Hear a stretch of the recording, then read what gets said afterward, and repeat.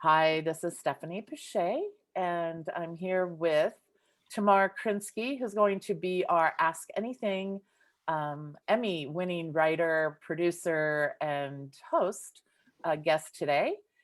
Tamara, welcome. Can you start by just giving us a little bit of your background so our audience can then figure out some good questions to ask you if they haven't got a list already? Sure, absolutely. Thank you so much for having me. It's nice to see and meet all of you. So I grew up back east in New Jersey, and had always wanted to be an actress and a performer. And writing for me actually came in a little bit later. I went to Northwestern, got my theater degree there, and then headed out to Los Angeles. And one of the things that I loved about LA was that it provided an opportunity to get to know a lot of different parts of the business.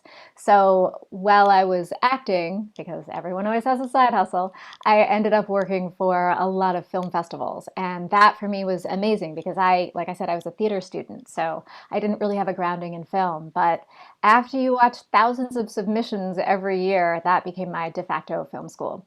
So I did that for quite a while, and it was an amazing world to live in, sort of simultaneously acting and then working in the film festival world and meeting with a lot of filmmakers, helping them to get their next steps, to go from being short filmmakers to feature filmmakers, introducing them to people, and really getting to understand the worlds of the business side of film and distribution as well.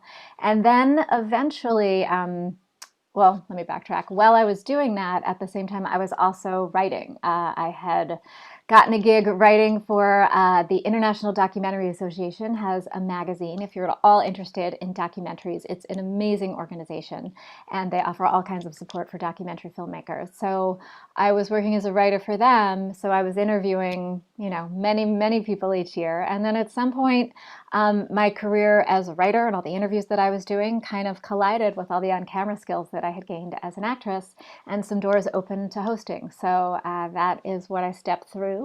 And hosting has been a really amazing thing. As Stephanie said, I've worked with her and JD a ton on a whole bunch of different red carpets. And the cool thing about hosting is you're able to lean into your genuine interests. So for me, that is entertainment and science and technology. So those are the two directions that my hosting has gone in. Awesome. Thank you. That's a really great background. So let's start with questions. I'm sure Diana has some questions. I'm hoping you have some questions, Diana, because you're. Oh, I can come up with questions. So, hi, is it Tamara or Tamara? It's Tamara. Say Tamara with a New York accent. Tamara. And then you got it. Tamara. There you go. Hey, Tamara. That's a terrible act. I'm not an actress. Okay. So I came to screenwriting. I've always written, but kind of late in life, for this. I know you're never going to make it in Hollywood. Like, we're not here today because we all know the odds are bad, but I don't care. So what I have a couple of questions. So when you did your show, and I've seen some of it on the Sci-Fi Network, good job, by the way. Can we go to like how you came up with the concept and pitched it? Maybe start there, because that might be interested. How did you get the network to open the door? Are you talking about Tomorrow's World Today? Yes. Okay, so let me be really clear. I'm the host of that show. That is not a show that I created. So Okay. that is a show that was created by two folks, Julian Taylor and George Davidson. And they created the show, and they found me because they wanted a host who had a genuine interest and love of science. So through, their own research, they found me, and they brought me on as the host. I worked as a writer on the show, but I'm not the creator of the show. Okay. So one of my questions was about pitching. Have you ever pitched anything, and do you know about that process, or have you not personally gone down that road? No, I've done some pitching. I've definitely done some pitching. I've done TV pitching, not feature pitching. So I can talk a little bit about that process. There are vastly different worlds of pitching, whether you're pitching a fiction, a narrative show, a scripted show, whether you're pitching a nonfiction show. There's competition shows, there's reality shows, there's all different kinds of categories, and the process is a bit different for each of them. But I can potentially answer some general questions about it. All right. So right now I've been getting my pitches prepared because I'm going to start pitching this weekend or something.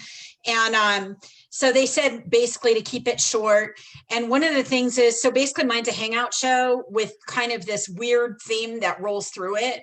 And so one of the things is, because it's a hangout show, I was just going to start off with my pitch because, you know, hangout shows, it's either friends, family, or workplace. Like we Sorry, all wait, start hold out on. there. I'm going to stop you for a second. When you say it's a hangout show, is it a scripted show or a non-scripted show, more like a It's talk show? scripted. Okay. It's like a sitcom. Okay, keep going. So it's a sitcom. So what I wanted to do is I was going to start off, you know, because the first thing you're going to say is, you know, everything's already been done. Like that's kind of what we hear. And so, you know, I was going to say, hey, yeah, you know, hangout shows have been done. They've also been like billion-dollar franchises. And what mine has is some unique hooks. And that's kind of the way I was going to approach it. I So, wouldn't, I mean, you're going to have a very short time to make a first impression on whoever you're pitching to. So I right. wouldn't lead with this has already been done. We Okay. all know that already. So I would just Right. lead with what makes your show unique. There's Okay. time to, when you have as you get into the pitch and have, you know, a conversation, you can maybe insert that later, or, you know, kind of toss it off in a way that, you know, lets them know that you're working in a format that has been explored before. But I try to never lead with something that undercuts what I'm doing. Right. So just kind of throw it in there somewhere, because you know that that's going to be where the naysayers come in, as they always want something unique in Hollywood, which I think is odd because a lot of these formulas worked for a number of years. And that's basically the formulas that I used. And so how did you get to be a writer on the show? Can we talk a little bit about that? Because that's interesting. Sure, yeah. So I was originally brought on as a host, and the format of our show is, at least for the first two seasons, it's changed a little bit in season 3 because of COVID and a variety of other things. But as shows do often evolve as you go on for multiple seasons. But the format of our show is that George Davison, who is the host and one of the creators, he is an entrepreneur out of Pittsburgh, and he has a company called Invention Land that is focused on bringing new products to market and helping folks do that. So he has this incredible space out in Pittsburgh. I mean, it's honestly like a combination of like Disneyland and Wonka and all of that. Like you walk in and there's all these amazing workspaces. So, you know, if you're working on a product that's for the outdoors, you're working in like a little red cabin. If you're working on something, you know, that's sort of in the princess genre, you're working in a castle, there's a robot head if you're doing something technology oriented. So our show format is that it always opens with, again, this first two seasons, it would open with George and myself or one of the other co-hosts kind of having a meeting with him and him musing on something that he was interested in exploring. And then he would, at our home base in Pittsburgh, and then he would send me off to go and explore that. And a big theme of the show as well, one of the projects that he's working on is I guess you'd call it like an amusement park of the future that's based in looking at, you know, technology and innovation and all of that. So a lot of the explorations that I would go on were centered around that. You know, how are we going to power the park? Go find out about solar power. You know, how are we going to have merchandise that our consumers, that our guests are excited about purchasing and feel good about purchasing? Let's go learn about sustainable cotton production and really getting into the nitty gritty of how all of that is made and how technology is being used to help those businesses. Yes, it is very Magic School Bus, except at JD, just for those watching who might not see the comments, there was just a comment that it's very Magic School Bus. It is, except I don't get to shrink down, which is a bummer. But at 4'11", I don't really need to shrink much more than I am. So I would go off and go on these explorations. And so what happened was, you know, as with every show, you sort of evolve as you go. We found that when we were out, first off with hosting, you are often writing your own copy. Simply because the nature of it can be that it's very personal. You also have to be able to deliver something exactly as written. So that's a skill that you need as well with hosting. But we found when we were out in the field, sometimes things would change. You know, we'd have access to something at an R&D facility that we didn't know we were going to have access to, or conversely, we would not have access. So things would change as we went, and there was a very natural progression as I was working with the producers because we did not have a writer that was traveling with us, as I was working with the producers, that we would have to adapt and rescript and things like that. So that's how that happened. Eventually, it just sort of organically grew out of what was happening on the road. And at one point, I was thinking about approaching them and saying, hey, I'd like to maybe make this relationship a little more formal for the writing piece of it. And apparently they were thinking the same thing, because just as I was about to go to them, they came to me. Mm-hmm. And then we formalized that arrangement. Very cool. And one of the strengths that Tamara has, and one of the things that we tried to do whenever we were covering red carpet events, was having that genre knowledge, so you could have the respect of the person that you're asking the question to, because they'll pay attention more, rather than just being another reporter asking the same question that the past 10 just asked you, right? Yeah, no, that's actually, you just hit the nail on the head. It's funny. I've been redoing my reel over the last couple of weeks. And as I've been working with the editor and, sending stuff out to some folks to review it, one of the comments that came up was, you have to make sure, like, your brand, Tamara, your sort of hallmark is that you ask questions that sort of show research and knowledge of the subject and all of that. So we need to make sure to showcase that on your reel. So that's something that, it's just a value that I have, I think, in part because I'm interested in a little bit more than, hey, how you doing today? I'm a very naturally curious. Yeah, I'm a very naturally curious person. And sometimes I do want to ask what they're wearing because it's amazing. But there's a lot more than that. And I think that in general speaks to authenticity, and with hosting, authenticity is a big thing. And I would also say with pitching, so circling it back around, Diana, to some of the things you've been asking about, I think finding what you are genuinely excited about, what you are genuinely feel that is unique about your project, and placing that front and center in your pitch. Why are you the one to create this show? Even if there have been a million Hangout shows before, what is it about yours, and why are you the one to do it? Right. Awesome. Anybody else? You can either put your hand up or wave at me. We have some new people come in. Hi, Dwayne. How are you? Welcome, Camilla. Questions for Tamara? Okay, Mara, I know you have some questions. Mara, can you hear me? Is she frozen? She was saying she had some problems with her internet, so I'm not sure. I'm actually kind of curious, if you don't mind if I just ask a question. I'm just curious, to find out kind of what the group's makeup is here. So and you can raise your hand more than once. I'm curious who here is a performer. If you just want to raise your hand so I can kind of see on screen. Who's a writer? Director? Producer? Okay, cool. Not yet to all the above. Not yet. I will get there. We have no doubt. We have no doubt. Focusing on A quality. Right. So if you don't have questions, my question is right now is, what is the biggest challenge that you're all facing? And, maybe as a group, we can kind of help each other to figure out what a next step might be. I'm also happy to take questions, but if you don't have questions, I'm always curious. I have a ton of questions. I just don't want to run over other people. But one of the things that we face as a group, collective whole here, is, I'm from LA, but I'm here in New Mexico. So there's, half the people are telling me you have to move to LA. And then we've got so much film going on here. There's that pull.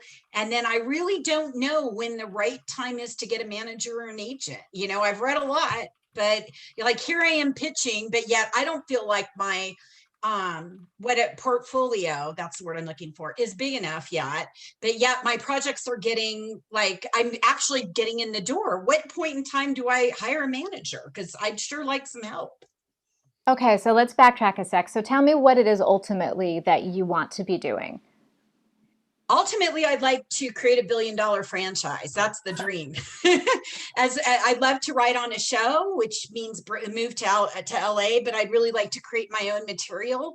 I'm writing a movie right now this next month, an action film, which is to kind of stretch my comedy, because I need to learn suspense, and that's maybe it can be sold on its own. But for the most part, I'm drawn to TV because of the relationships between the writer and the collaborative environment. I like to work with a lot of people. Gotcha. Okay, so it sounds like your path is writing at the moment. That's what you're focused on. And in an ideal world, you would be staffed on a show. Am I hearing that correctly? Yeah. Okay, so as far as that goes, so there's no one straight path. Let me just say that there are a million paths and a million stories of how everyone has created their career. There's a very, what I'll say, historically traditional path to being in a writer's room, which is, you write samples, you get a job as a writer's assistant, you learn the ropes, and you eventually make your way up. That you definitely used to have to be either in LA or New York for that. Now, I don't know what things are going to look like after this pandemic because right now so many writers' rooms are virtual. So, I would assume that once the sort of things calm down and people feel comfortable being in the same space together, we will return to an in-person writer's room, albeit I would imagine that's going to have a lot more flexibility than it used to. I think it's also going to depend on the nature of each show and how it's written, because 1 hours are written very differently than sitcoms are written, and single camera half hours are, again, it really depends on the show and how the showrunner does it. But that used to be sort of a very historically traditional way of moving up and becoming a writer on a show. And then you would form those relationships with other writers on the show, with showrunners. You would eventually go and pitch your own shows, during that process as you were moving from, what they call a baby writer to becoming a credited writer. You would ideally have your samples and get an agent, and they would help you get into other rooms and provide more opportunities for you as they heard about shows that were, looking for writers and staffing up. Along the way, some of your samples would be samples of shows that already exist, so that you could show that you could write in that style. And often you would have an independent pilot, or an original pilot that you would have to show what you want to do, and that ultimately is what you need if you want to sell a show. So as far as your question, as far as where you are now, it sounds like the main thing to focus on right now is generating the writing that you want to do. If you do want to get staffed, that is, again, something ultimately you probably would have to move back to LA for. But again, I don't know what it's going to look like after this pandemic, so it's a bit of a mystery at the moment as we all kind of figure out what the future of work is going to look like. As far as getting an agent, you need your samples to get the agent. And an agent ultimately will make room. Now, the official difference between an agent and a manager is that a manager technically is not allowed to pursue work opportunities for you. That technically is in the realm of an agent. The reality is that everyone on your team pursues work opportunities. That's just kind of how it works. So at the end of the day, it's finding the right person who believes in you. But I think you need to be clear about what kind of opportunities you want them to pursue. That's a definitely a good point. And there's a lot of paths that you can take to keep you busy, Diana, because I don't think you have enough time on your hands. Now, I take a lot of classes. I was like, they said 10,000 hours to become a great writer. So I'm like, let's get it in a year, because that's me. Well, that's amazing. I mean, honestly, if you've got the time to be just focused on writing right now, that's incredible. I know so many people who wish they had that time and that ability to focus. So that's amazing. I mean, it's like, think of it as having a fellowship for a year where you really get to focus in on figuring out who you are as a writer, what you want to write, and how you write. Everybody's got their own writing methods. Some people can sit down at that computer in the morning and just go. Other people need to work in chunks. Other people really need a collaborative environment. And so they're better, when they're kind of figuring out workshops and things like that. So knowing that you like a collaborative environment is a thing to learn about yourself. So it's both doing the writing and then the revising and the getting notes, and, also making sure things like your stuff is formatted in such a way that when it lands in front of a producer or an agent, they're honestly not distracted by the fact that it's not formatted in the way that they're used to reading. It sounds silly. I know it sounds so silly, but those kinds of things do distract. Yeah, I've done all that. I've sent stuff out for script notes, which have been enormously helpful, because everything's like a formula. So I come from a background of law of 22 years as a lawyer. And to be honest, it's not that hard of a leap, because there's a formula for legal writing. There's a formula for writing a sitcom. There's a formula for writing a drama show. Well, the And, fact that you recognize that is fantastic, and definitely yeah, use that to your so advantage. it's really helped me. Like the classes have been, because at first it was I didn't raise the stakes enough, but yeah, I was wondering whether or not I should seek an agent out or a manager. It seemed like maybe a manager might be better for a writer, to get one of those first. Honestly, it's just about the right person. If you have an agent Okay. who believes in you, you find the agent. If you have a manager who believes in you, you find the manager. At the end of the day, you probably will need, if you're making deals, you'll need a lawyer to look at that.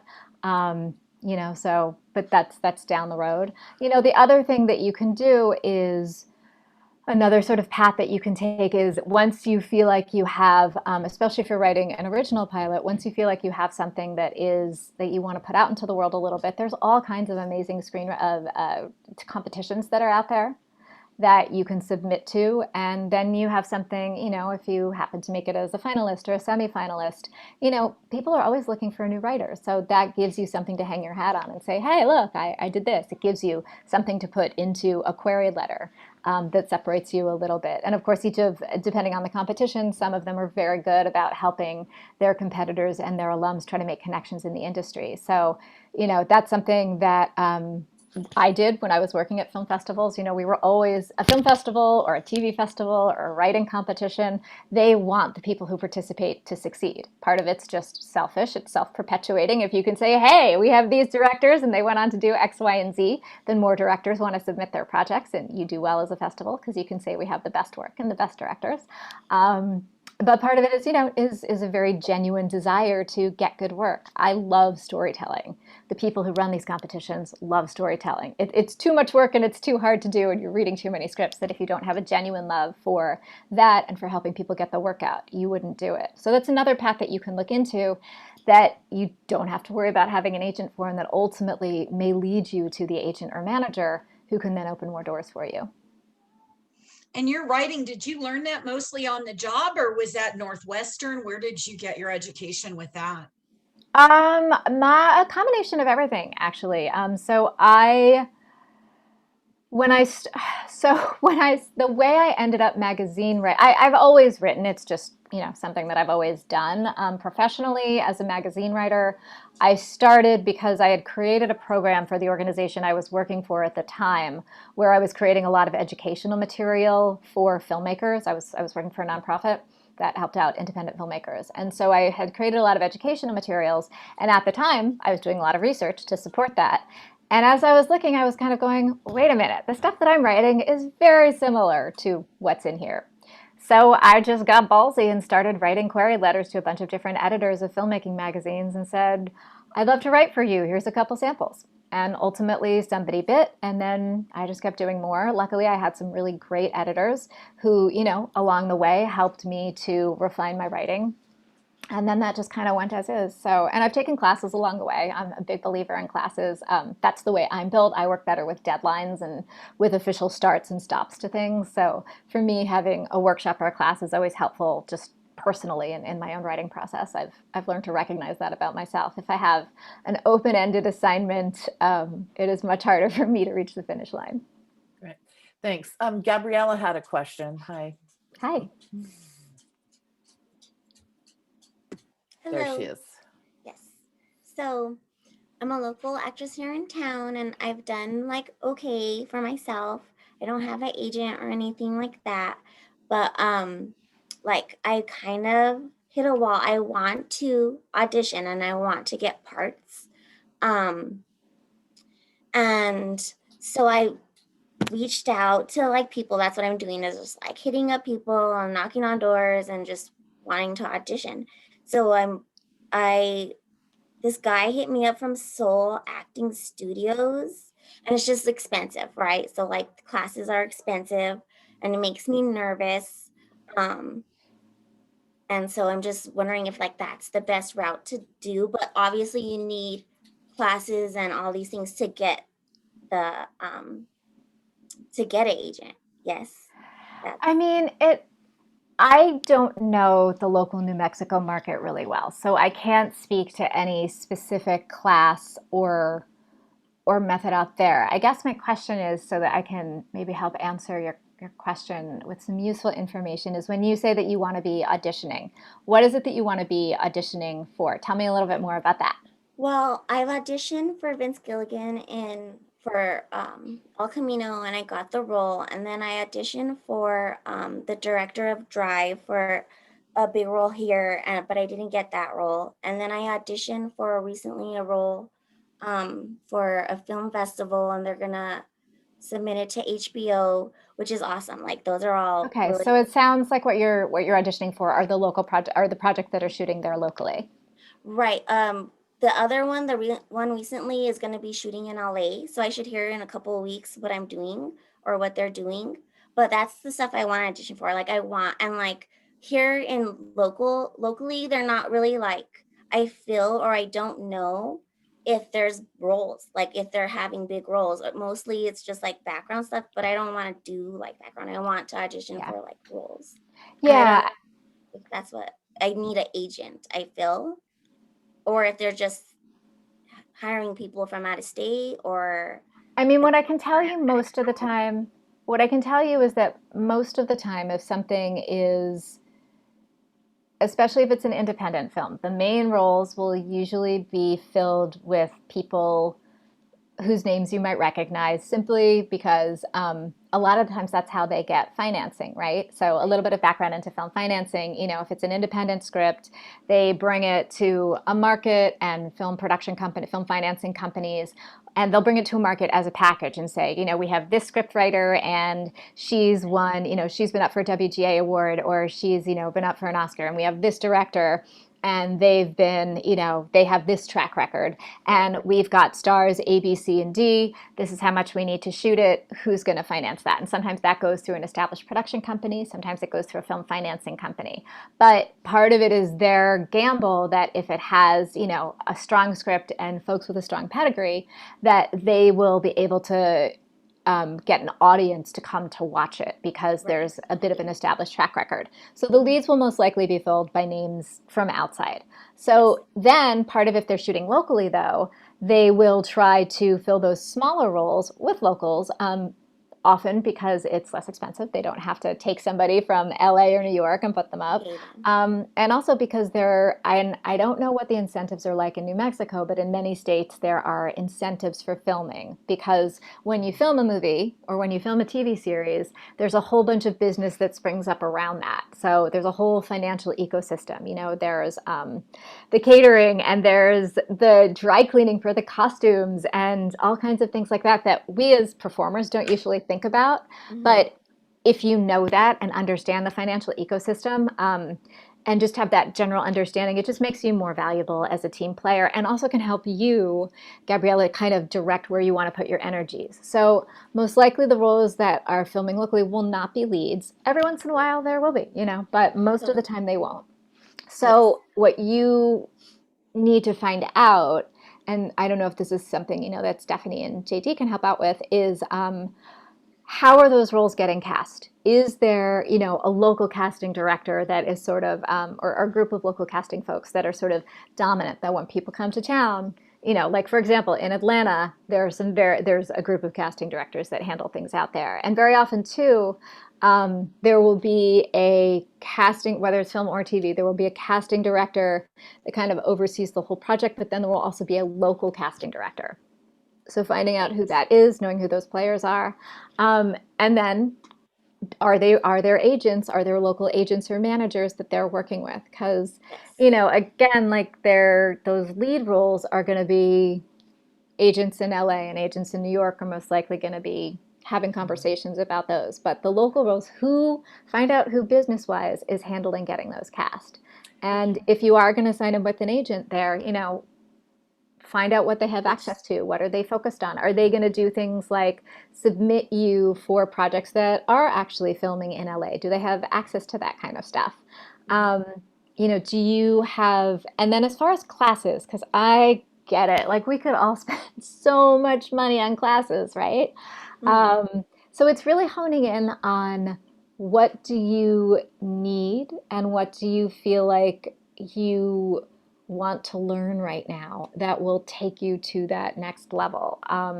Because especially with acting classes, there are acting technique classes and there are on-camera acting classes, and they can be one and the same, or they can be very different. Some of it's about like, how are you interpreting a role? You're getting into the emotional life of your characters. What's your process? Versus some of them are, on-camera classes can be very technical. Where are you looking? Is your eyeline here? Or how do you know to lift your eyeline here? What do you do when you have to act to an X that's on the corner of the camera? How do you literally technically do that? So kind of being very honest with yourself about where you feel like your skills are. Both of those things are equally important, especially if you feel like you're gonna fork over a huge wad of cash. Right. Yeah, because it's all very, I'm just getting a lot of information all of a sudden, like from everywhere. And it's just like, okay. And I don't want to just throw money at people. That's crazy. Yeah. And so like, I just want to be smart about all Yeah, that. and some of it's confidence too. And also, I think another question to ask is, so like, let's say you I tend to write a lot of lists. I'm a big list writer. Right. Steph and JD have seen my question list. They know this. But like, however you do your own self-examination in this, because as performers, we are our own best tool, right? We have to know ourselves. So as you're doing your own self-examination process and saying, okay, well, where am I in my camera skills? Where am I in, in my technique? Like because when you get on that set, you will always have to learn new things, but you also want to feel like you can hold your own and deliver whatever they ask for you, or whatever they ask from you. So having a very honest conversation with yourself and saying, okay, I feel like this is where I need some extra skills, or I feel like I need to delve bigger into this. I get a script and I feel like I have my process down, or no, I need a workshop so I can go and kind of really get a better handle on what's a good way into a script when I get a part. There's also very specific classes on how do you book a co-star, things like that. The other thing I will say too is, once you've done that and sort of taken stock of where you feel like you are at, then another question to ask is, what kind of environment do I need to learn this? And how much of this can I figure out how to learn on my own? YouTube is amazing. Instagram is amazing. One of the incredible things about COVID, if we're looking for the silver lining, is that a lot of casting directors went onto Instagram and, have offered free advice. I'm trying to remember, I'll if I can't find it during this, I'll send it later, but there's a group of casting directors who every Friday they put out like a little sort of mini lesson on like 5 things to know about X. And, I find it really useful just to kind of check in and go, oh, right, okay, I knew that. Oh, I didn't know that. That's some great insights into there. So there are a lot of free resources. If you're feeling like camera skills are something that you want to refine or brush up on or continue developing, do you need a class for that? How much of that can you do on your own? Because some of it's muscle memory, it's practice. And, I think like for me as a host, for example, doing so many red carpets really built up that memory, so that as I went from doing smaller, less chaotic carpets to major carpets with a lot of high pressure, I had that muscle memory built up, so I was comfortable. But honestly, I would put up a camera in my house and practice things by myself. I didn't need a teacher to tell me, and then I would watch it, and then I would go to a coach and work with a coach. Or then I would go to a class, and then I would practice by myself again. So there are ways to cut costs if you can be very honest with yourself about the skills that you're trying to acquire. Does that make sense? I hope that's helpful. Totally. Yeah. Okay, great. Camilla. Thanks, Gabriella. Sorry, Camilla. No, you're good. Hi. Hi. Hi. So piggybacking actually back on Gabriella's question, and I sort of have the opposite problem, Gabriella. It sounds like that you're there locally. I'm actually about 5.5 hours away north of you. I'm in South Denver, and I have agents. I have a great agent down in New Mexico. She's a little bit newer, but she's still, a wonderful SAG-AFTRA, what's the term I'm looking for? Certified. She's Yeah. So anyway, accredited. Yeah, she accredited. Thank you. And I also have an agent in Atlanta, and I've got an agent in LA and one in Utah now, and then one here locally for commercial work. But my problem has been, and I study nonstop, and have sought out the best coach, what I think to be some of the best coaches. One that I studied with in Atlanta, now that she's on Zoom and everybody's on Zoom. And I can give you her name too later if you need one. And she's excellent for just what it takes to book the co-stars on up and working your way up through the ranks. I did book year before last a nice meaty guest star role for the Atlanta area. And I think that really did help me get my agent in Atlanta, and it probably solidifies some other things agent-wise for me in New Mexico, et cetera. But my problem is, like, how did you get, Gabriella, that audition with Vince Gilligan? Like, so it's sort of the reverse thing. Like, what's the secret sauce? Like, maybe finding something in the middle for the two of us, what? I just, I teach pole dancing for fitness, and they booked me as a pole dancer for Better Call Saul. And then they wanted nudity, and I said I'd be nude, and they liked me. And then so somebody called me and asked me to audition for April, the character April in El Camino, and I auditioned. Wow. And they called me back, and that's incredible. That's how it happened. See, that's incredible. So yeah, it's maybe feet on the ground kind of thing. I mean, that's,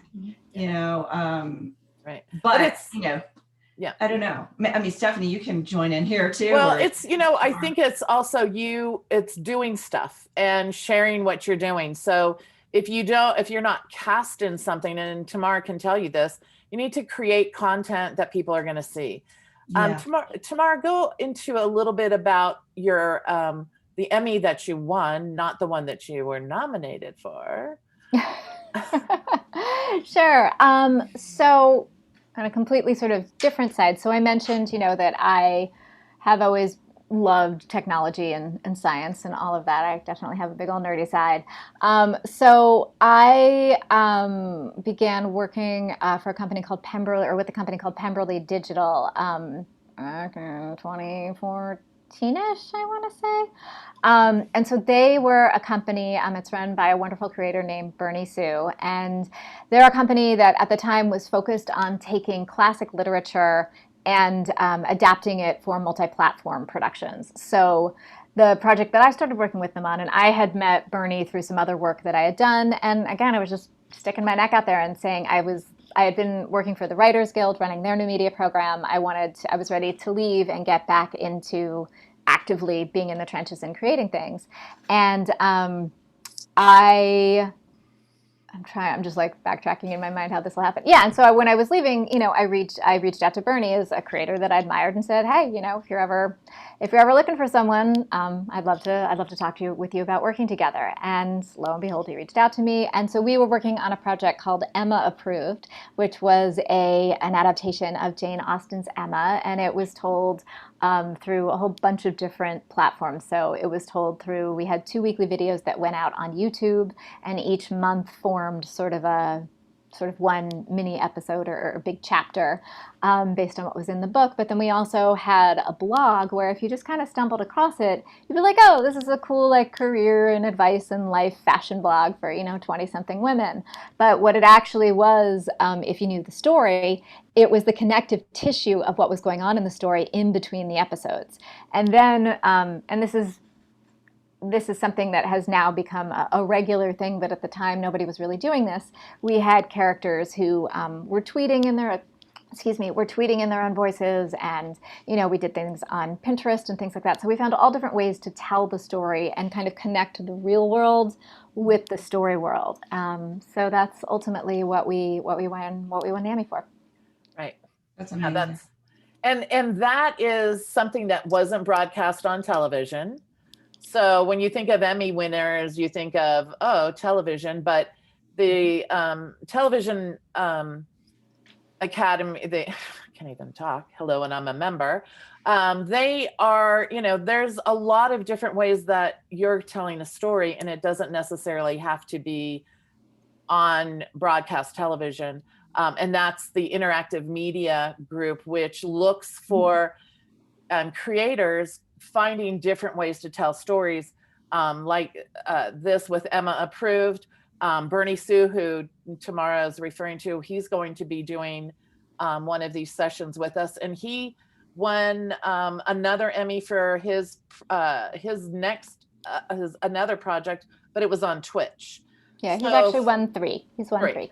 Yeah. I didn't count all of his, but yeah, exactly. And so, but it's, part of also pursuing your craft is creating and putting it out there, because it also can be a calling card for you, because the best way to be found is to be out there and networking and, participating. I know this past year with the pandemic, it's been hard because you haven't been able to go to places, but there are opportunities to network and meet people like this, like we're doing today.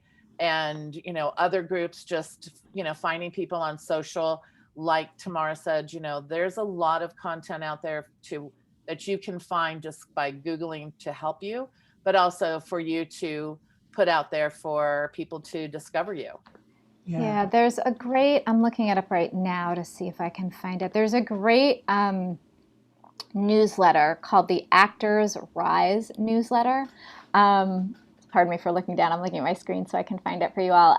It was created by Jenna Doolittle, and she started doing it at the beginning of COVID. And she just started kind of collecting all of the different talks and things like that casting folks were doing for actors during COVID. And it's a really great resource. Again, some of the things have costs, some of them are free. It's definitely changed a bit, as we've gone through the pandemic. But there's a lot of stuff. I mean, I don't know if folks are on Clubhouse, which is a new audio platform. Yep. People are starting to do things on there and have talks and stuff like that. So, the other thing too is, being good about your research. So you've mentioned the Atlanta area, you've mentioned, the New Mexico area, the Great Media part that you got, a year and a half ago, making sure you're staying in touch, but also like, who are the writers on that? At the end of the day too, writers in television are the folks who are ultimately making a lot of the decisions. So keep track of those writers, keep track of them. Where are they? What other shows are they working on? Every once in a while, send them a note or a postcard, or even just follow them, see if they're on Twitter or Instagram and follow what they're doing. Yeah, I think that doesn't get stressed enough, the writers, and I am trying to do that more and more, like create lists and stuff on Twitter to reach out to people. So I know how important it is. It's just that, and I think about, like, I tell stories through my acting. I'm a dancer too, so I tell stories that way as well. But, and the amount of content I have created this year in my self-tapes and in my classes, like putting out new character, creating new characters through scripts. Most of them are like, they're a little proprietary in the sense that they're scripts that other students of hers that have brought to her. So it's not, they're sort of NDA type things, but so I can't post all of that stuff, but just because it's, and also they don't want to like, just be like, oh, we got these scripts from these castings and like, just share them with anybody. So anyway, so I have the content, and it's like, I've been doing the work, and I just feel like, and the gatekeeper thing. Yeah, I mean, look, here's the other thing I'll say. Like, this has been a hard year. This has been a really hard year, and I know how frustrating it can be, feeling like you were starting, you had like gotten this great part, you were feeling momentum, and then like, bam. And so I get it. I feel you. I have similar things going on, but here's the thing to know. It sounds like you've put your time and your energy into developing that muscle memory, into pushing your boundaries as a performer, into getting comfortable in front of the camera. It sounds like you've got a team in place. The reality is the world is going to open up again. They're spending time figuring out how to shoot and how to keep things COVID safe. And when it's ready to open up again, there is going to be a huge flurry of production, because they're going to need to catch up. Yeah. So, take a little bit of, I know it's so hard right now because you just want to go, but do take a little bit of comfort in the fact that you are prepped and ready for that when it happens. And I would also, just one last thing about the networking piece, like there are so many ways to network, and there are so many social media things out there, and there are so many things we all could do. And as performers, it feels so much of the time like, well, wait, we have to wear 9 different hats. And yes, that is true to a certain extent until you get to a level that you can like hire somebody to do your social media for you. but that said, pick some targets and stay consistent. You don't have to keep in touch with every single casting director. Yeah, You that know, gets overwhelming. keep the people who you've interacted with already in Yeah. your world. Yeah. Maybe pick a couple of shows, either because they tend to film in Atlanta and that's a market you have access to, or because they're Right. filming there in New Mexico or Arizona or Denver, and choose to like pick a targeted group. And that goes for everybody. You know, Gabriella, for you too, so that you don't become overwhelmed by trying to send out, you know, 100 postcards or 100 emails or Yeah. whatever it is. Be targeted about it, because it's better to have a small group that you get done and are consistently keep in touch with without Mhm. overwhelming them. You don't want to do too much. Than it is to feel like you have to keep in touch with everybody and then get a role and not do any of it. Yeah. And maybe that's, I think you just hit it, because it's like, it feels so overwhelming, myself being kind of literally, figuratively, and physically kind of in the middle of all these other markets. You know, I mean, I'm from Atlanta, so I have a home there. My mom's there, and I live in Denver, and then I have a great agent, but I can't, like, I feel spinning wheels. And again, COVID, I get it, but like spinning wheels of like, and I know things are going on in New Mexico, and I hear about people getting amazing auditions, and I'm like, well, I'm all set up for it, but it's just not happening. It's not. So Well, yeah, it's trying to understand the market, and New Mexico is so different than Atlanta. Atlanta is like, if you can literally, if you show up, they trust that you're professional enough to be to a certain level that you will show up on set. They're not like, give me your firstborn child to prove that you are local for it. Do you know what I'm saying? And that it doesn't have to complain, but just trying to circumvent some of that for each market. Yeah, I'm sorry, Paris, because we're going to be running out Totally. of But time thank here you too. for all Sure, that. That no was problem. really helpful. oh, good. I'm glad it was helpful. Hi, Paris. Hi, Hi, Paris. thank you guys, by the way, for all doing this. It's amazing. I'm sure you get told that a lot, but thank you. I really do appreciate it. This is an acting question. I'm a young actress, you know, pursuing the long journey. Honestly, I just want to ask, overall, when you look back, this is for Tamara, sorry, or anyone who wants to join, but when you look back on your pursuit of acting, when you did it, when you dabbled in it, like on things like, I know you were in Charmed and stuff like that, back whenever, what is something that you would truly give to your younger self pursuing acting, or maybe just to young aspiring actresses as well? You know, that's a great question. And the answer is interesting because the ecosystem now, to be quite frank, is different than it was when I was coming up. You know, when Charmed came out, there was no YouTube. So so maybe I would give myself YouTube so I could create my own work. But I'll answer 2 different things. I would say now, if I were coming up now, I would give myself permission to create my own work and put it out there. I think as you're coming up, look, there's some people get very lucky and hit that traditional path of you go, you audition, you get a co-star part, and then you audition again and you get that guest star, and then you get a lead, and then you get into a film, and it just rolls along. And yes, that magic story does still happen, and that's amazing. But there are also a million other ways that it happens. And more, it is about people creating their own work and putting it out there. So I would give myself permission to do that. I think it's also really important to ask yourself as you're going through it, what kind of life do you want? And this is a little bit more philosophical, but you know, performing is, and this life is, it's we're not accountants, right? We don't, and I love accountants. I love mine right now. I'm about to do my taxes, but it's a very different lifestyle than, you know, knowing that you're going to be up and in the office every day at 9 and you're going to be out at 5, and yes, during tax season you're going to be super busy and things are very predictable and stable. So the question, looking at the questions of what kind of lifestyle do I want and what can I handle? Can I handle unpredictability? And making some choices about that. And knowing that it is okay if you decide you want to go different routes. For me, I still traditional acting is still a huge part of what I do. I'm part of a theater company here in LA that's been my home base. It's called the Antaeus Company, and I'll do a quick little plug. We're a classical company.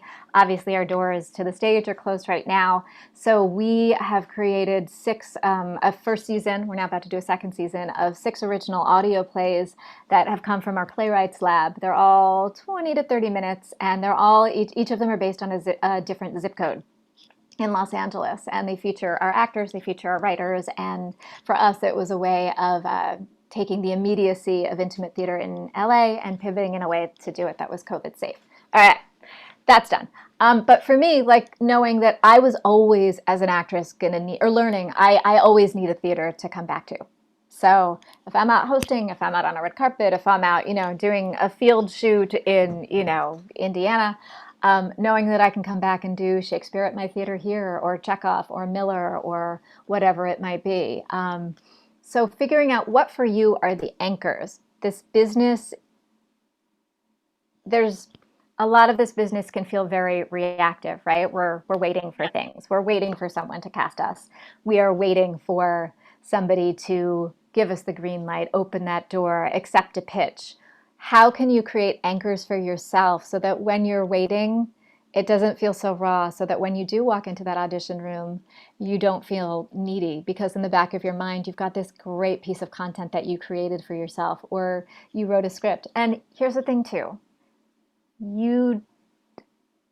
with that, it feels sometimes like there can be a lot of pressure to create your own content, right? Yeah. You don't have to be a writer.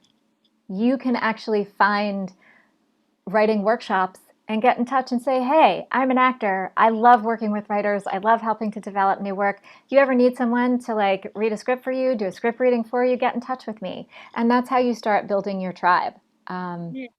Like a friend of mine here, she took classes at, I forget if it was UCB or Second City. But ultimately, I mean, her main thrust is being a performer, but it was a skill but ultimately she ended up taking a sketch writing class because it was something she wanted to learn. She was the only actress in this class of writers. So she, was like, hey, I'll be in anything and everything. And, all the writers were constantly getting up and performing. But I want to take the pressure off of you to think that you have to do everything. You find and create those creative communities so that you figure out what you do and what you love to do, and then you find the other people to do it with you to fill in the pieces. Right. And Yeah. I was sorry. Go ahead. No, go ahead. No, I was going to say, I'm lucky in the fact, I mean, I live in New Mexico, but I have an identical twin sister who is also pursuing acting, and we create so much. I mean, we do a lot of independent projects. We have an agent. We both have the same agent. And it really is so beautiful to have someone to create so much with, Yeah. because we do that in the meantime of when things are growing, we are pursuing. And also your answer was gorgeous, so thank you.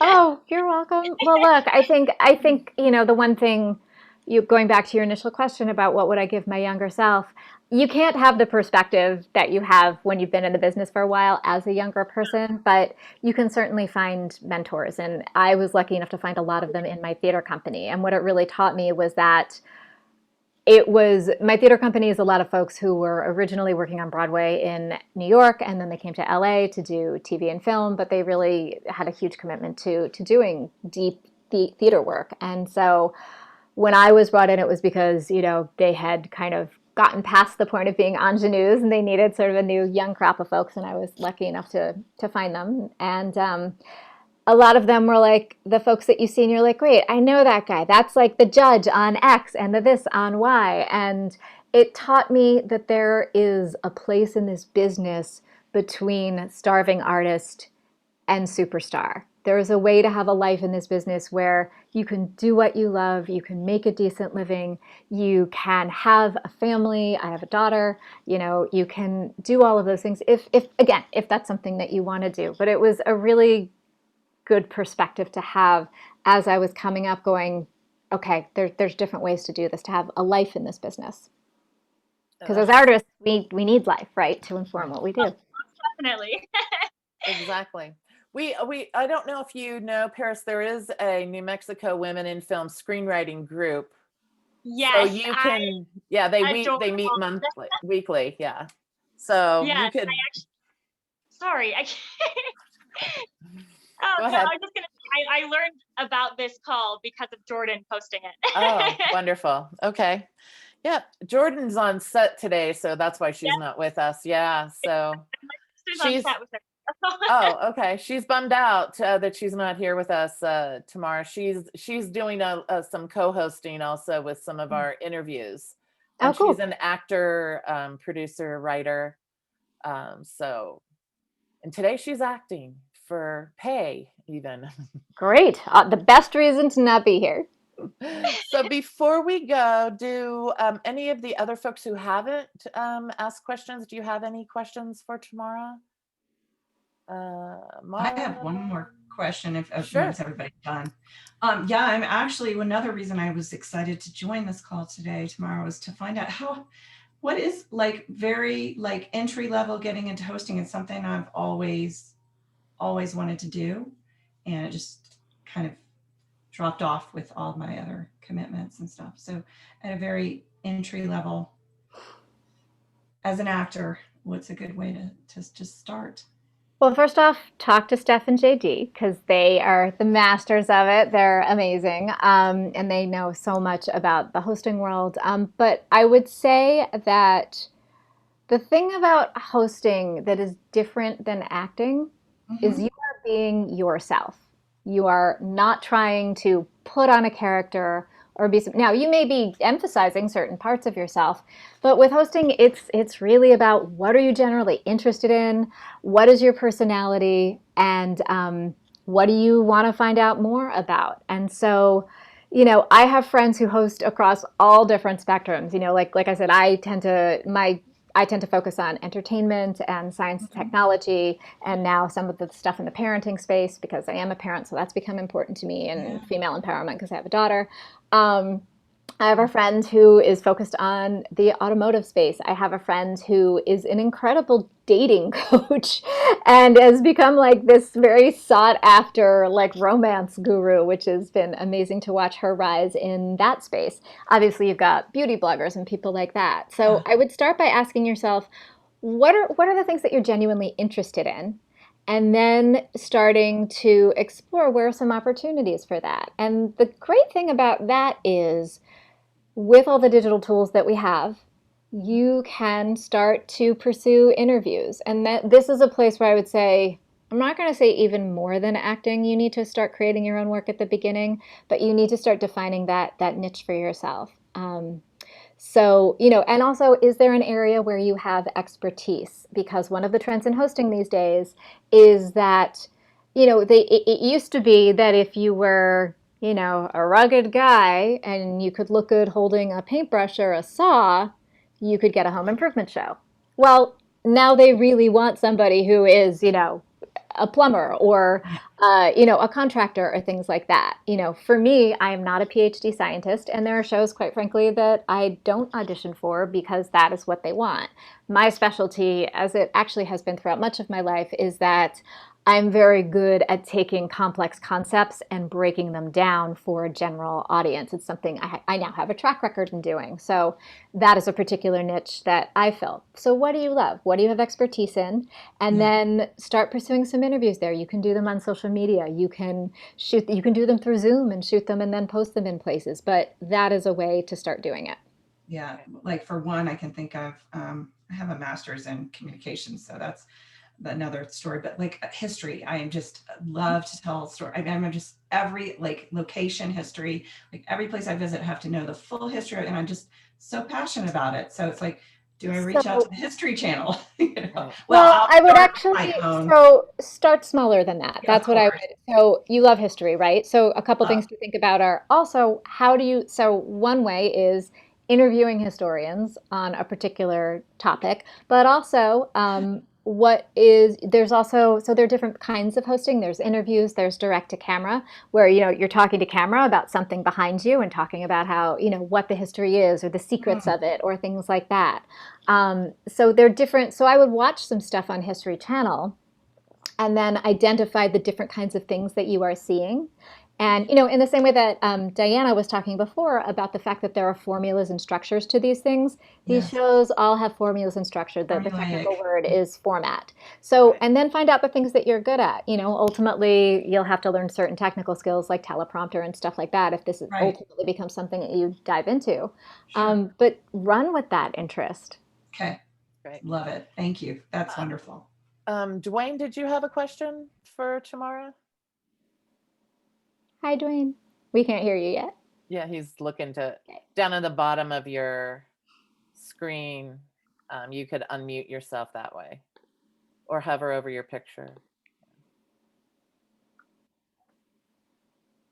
Do you see are you on your phone?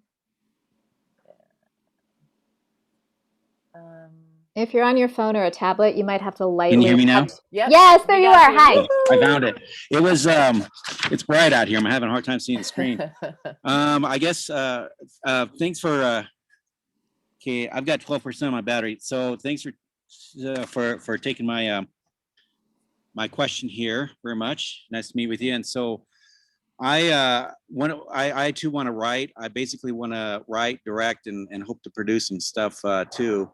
So I got a quite a few hats to fill, but I have an idea for fanfic, or as I call it, like a fan story that would incorporate with somebody else's canon.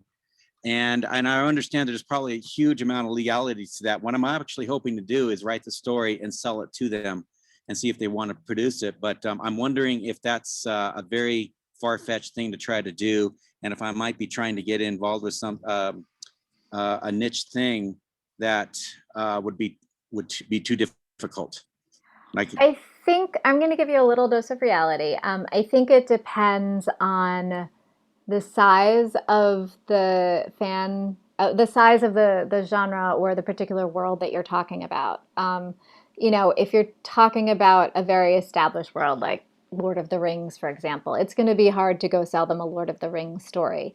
If you're talking about something like, if there's an independent comic that you are a huge fan of and you have a great idea for, for a film involving one of their characters, then, that's a different kind of thing because it's a much smaller universe. But the world's like, Lord of the Rings, they already have a huge infrastructure. Now, that said, if you're talking about something like Marvel or the DC universe, or something that has a very large DC actually. Like, okay, so, DC obviously has a huge TV universe. So again, like those are very interconnected. They've got whole teams of people at the studio who are coming up with things. It doesn't mean that they never take outside ideas, but to get your ideas in front of them, you will have to have an official, they only see things officially submitted through agents and lawyers and people like that, so that there is a chain just documenting where all the ideas come from, because it's very likely that they may have something similar in development and they have to protect themselves as a business entity. Yeah, I understand that. I was wondering if, like what you were saying earlier, is what I'd have to do is I have to get maybe an agent or something, since I'd go this more this route with this particular, it's just one idea that I have. And so I didn't know the route about going about that, getting an agent and or manager and all that kind of complication, because I don't think I could just write it and submit it to them, right? No, you absolutely cannot. The companies need to protect themselves because there are too many. Again, they have these big teams who are coming up with all of these different ideas for the IP that they own, and they need to protect themselves from someone coming after them and saying, but I submitted my script to you and you saw that, and now you made my idea into a movie, when chances are they have a team that, has explored many, many different elements of their universe. So yes, you absolutely need to go through an agent or a lawyer. And honestly, that protects you as well, because then there's an official chain showing, you did see my script or you didn't see my script. So it's for protection on both sides, and it's perfectly standard business operating procedures. Yeah, one more thing on that is just that I know that WB, I guess they had an issue with the Harry Potter stuff, and then I guess they were opening up to the idea of fans writing stories and seeing what they could do with that. So I was kind of hopeful that maybe WB, who owns DC, would be somewhat open to reading my material. They might be, but WB of some of the people, because we were involved working on with an independent creator on an idea for a property of WB, and I'll tell you what, they're the hawkish people on the planet, because there was just a thing put out on the internet, and in a day they already saw this, and this was what, 7 years ago, that and they like put a stop on it because it didn't go through the proper channels with them. So you definitely need to go through the channels, because they have a lot of lawyers, just say that. Okay, well, I may have a huge wall to overcome if I do decide to do this, and just study up and look at it, I guess. Right. Yeah. Thanks. Thanks. You're welcome. Sure. Anybody else? Mara, Steven, nobody? JD? Tamara, who's your favorite Avenger? Oh, that's not fair. That's like making me pick children. Yeah, Come exactly. on.